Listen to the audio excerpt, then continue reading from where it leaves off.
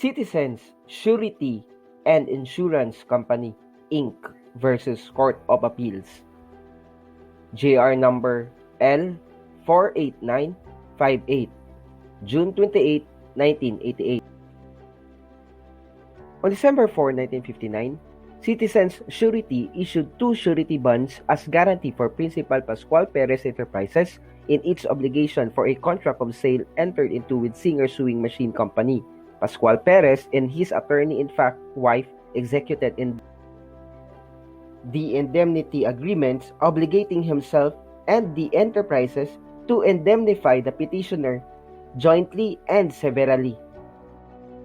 Pascual Perez also placed a collateral security as stock of lumber with total value of 400,000 pesos through a deed of assignment on the same day. Then Pascual Perez also executed a second real estate mortgage in favor of Citizens Surety. Perez Enterprises failed to comply with the obligation with Singer Sewing Machine Company.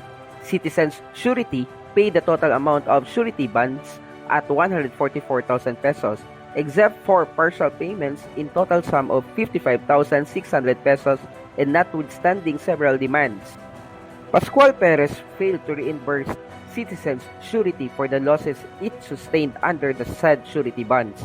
Citizens Surety filed a claim for sum of money against the estate of attorney-in-fact and wife of Pascual M. Perez.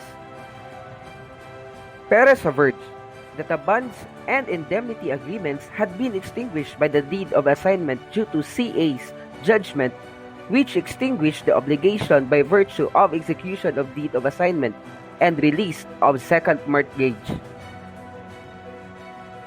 Issue: whether or not the obligation under the surety bonds and indemnity agreements had been extinguished by reason of execution of the deed of assignment by a dation of payment.